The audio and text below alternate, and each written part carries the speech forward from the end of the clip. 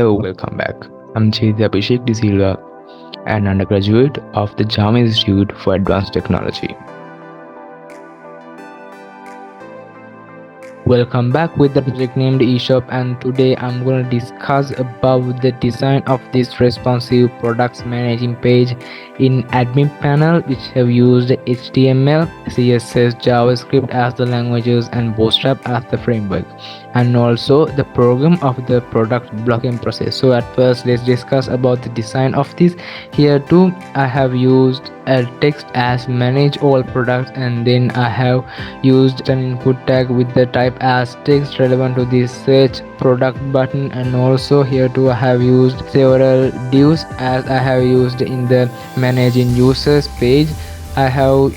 used a div here with the text as product image and also the title, price, quantity, registered date, and here we use this row to display the information of the relevant product. Here we have displayed the product number and also the product image and product title and also the price, the quantity, and also the registered date. And here we have used a button as block to block the to deactivate the relevant product and also to activate the relevant product. And here we have used the Bootstrap pagination, and also here I have used a char tag, and I have used the text as manage categories, and then I have created a div here with the text as mobile, and also here is a Bootstrap icon as the delete icon, and also I have added another one as add new category, and here too I have used the Bootstrap icon.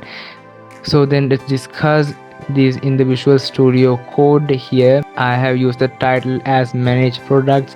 and then here is the label relevant to the text manage all products, and then here is the input field with the type text relevant to this button called search product, which have the classes such as button and button warning. And then here is the divs relevant for the headings such as the product image, title, price, quantity, registered date. And also after that here are the divs relevant for the displaying the information of the relevant products, as here is the product number, and also here's the image tag displaying the related image of the product and the product title, and also the product price, the quantity, registered date, and also here's the button relevant to the text as block. And here I have used a Bootstrap model to display the product details when the user or when the admin hover on the product image. And let's see whether this design is responsive. We can see that here how we display in a large size laptop screen and normal laptop screen, and then in a tablet,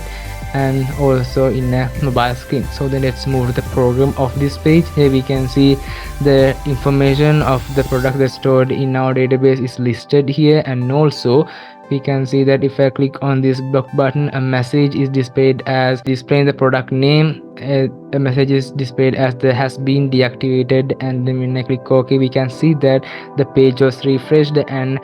the button was changed to unblock, and the color of this button changed to green color. And if I click on this unblock button again, we can see that a message displayed as the relevant product is activated. And then if I click on this OK, and we can see that the page was refreshed and the button color changed again back to red color, and also text changed to block. And here we will discuss about these managed categories in another video, and we will discuss about these product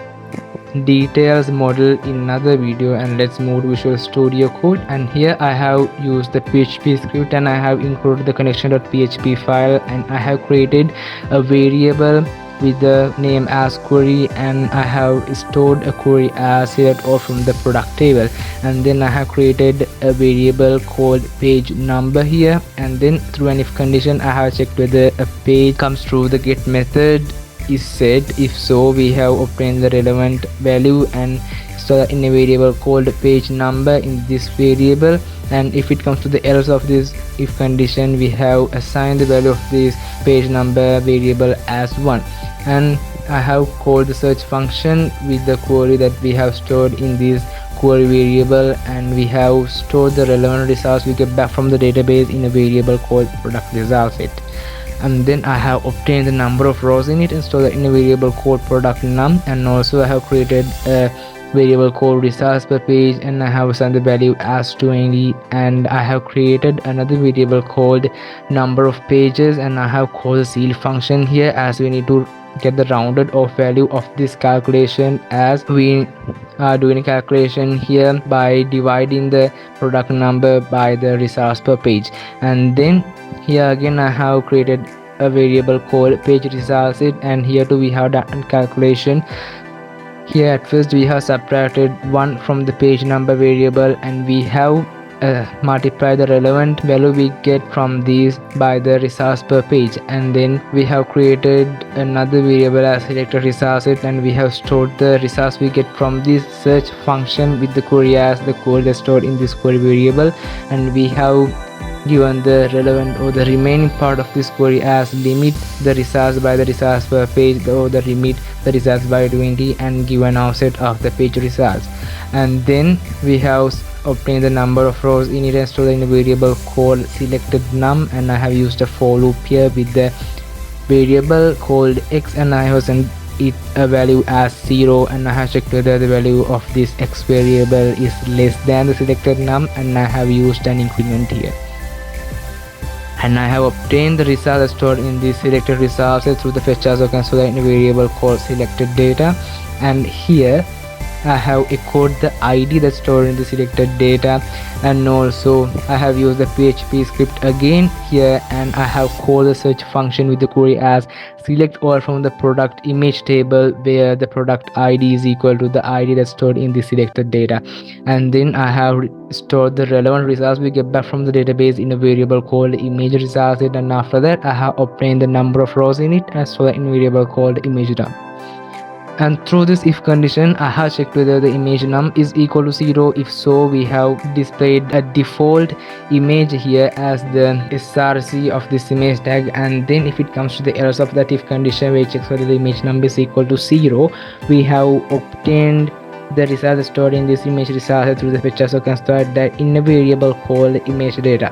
and we have echoed the image path that's stored in this image data as the src of this image tag, and then we have echoed the title that's stored in the selected data as the name of the product, and then we have echoed the price that's stored in the selected data, and also the quantity that's stored in the selected data.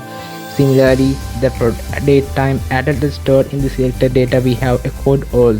these information related to the product. And then we have called the PHP script. We have used the PHP script again, and then through an if condition we have checked whether the status ID that's stored in the selected data is equal to 1. If so, we have used a button with the text as block, and we have called a function on the click of this button by the name block product, and I have sent a parameter as the ID that's stored in the selected data,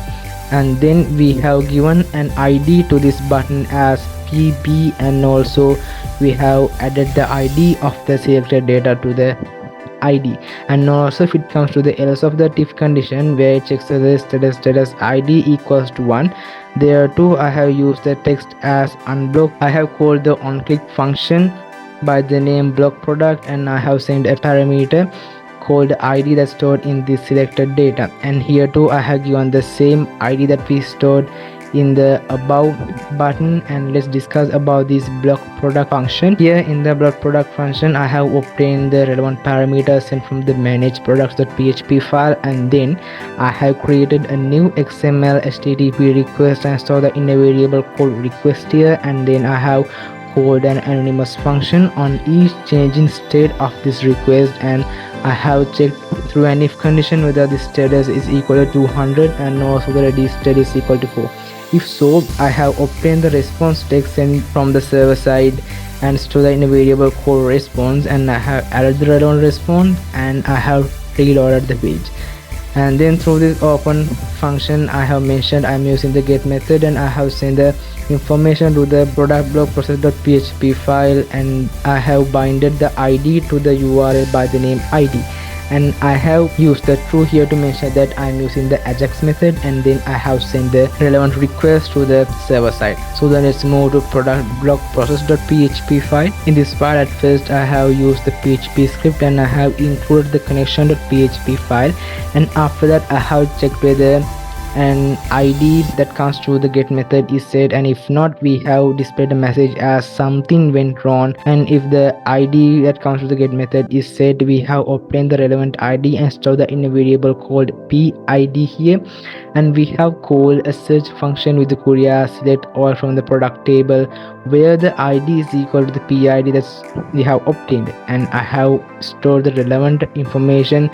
we get back from the database in a variable called product results it here, and after that I have obtained the number of rows in it and stored in a variable called product num.